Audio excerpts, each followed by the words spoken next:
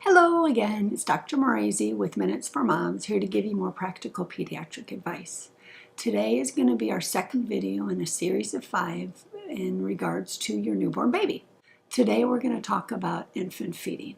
I'm going to start with formula feeding only because it's a little bit more straightforward and kind of doesn't take as long to talk about. So in regards to formula, usually the hospital will have a specific brand that you're going to use, and that's usually what you're going to use.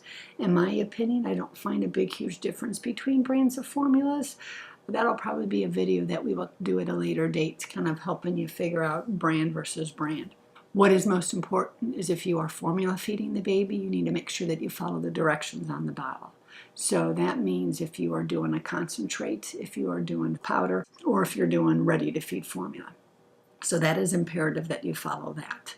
And then when it comes to how much you feed the baby, usually formula fed babies take a little bit more. So they're maybe taking 1 to 2, sometimes 3 ounces, and they're going to space it out between every 2 to 4 hours, thereabouts. So kind of follow those cues and you will kind of go accordingly, and that's how you're going to know how much that baby is going to be wanting to feed.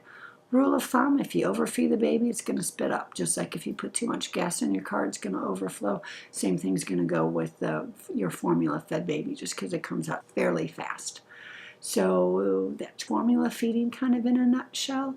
And like I said, we'll go to a different video and we'll talk more about formulas. Really, the heart of the matter is more your breastfeeding now.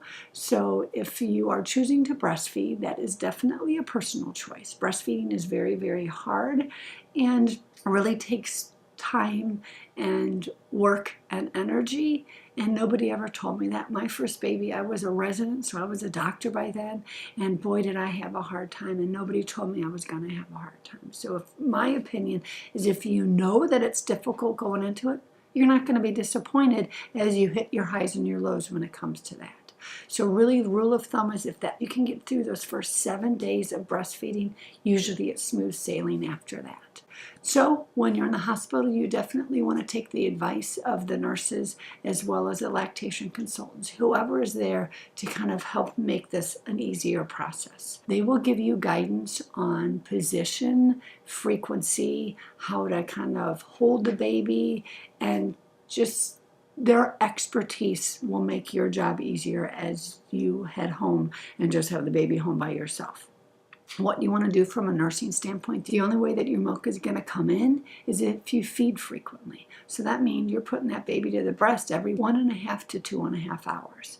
So in the beginning, it is very, very exhausting, and you want to follow those cues, but more importantly, you're going to follow that clock. So 1.5 to 2, 3 hours max. During the daytime, you're going to do it a little bit more frequently. You can let it space out to 3.5 hours tops. Your milk comes in right around that 72-hour mark. So those first 72 hours, your baby is getting high caloric colostrum. So that is high calories, not a lot of liquid. And then with time, when that milk comes in, you're going to know it because your breasts feel very, very engorged. And then you're going to hear that baby gulp.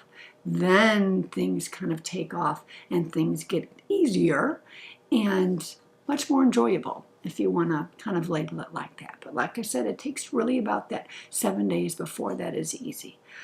When you come in at that 1-week checkup, a lot of times they're not back at their birth weight. I want them back at the birth weight right around that 2-week mark. So when they are born, they're born with a lot of water weight. You're allowed to lose up to 10% of your birth weight, but you should not lose more than that. And then they hit that bottom, and then they slowly come back up. So usually when they're coming in at that 1-week visit, they've already hit that bottom and they're on their kind of way up. What your primary care provider will be able to do will give you that guidance on if you're giving enough milk or if you need a supplement. So if this is your first time coming to my channel, please subscribe to Minutes for Moms and give me a thumbs up, give me a like.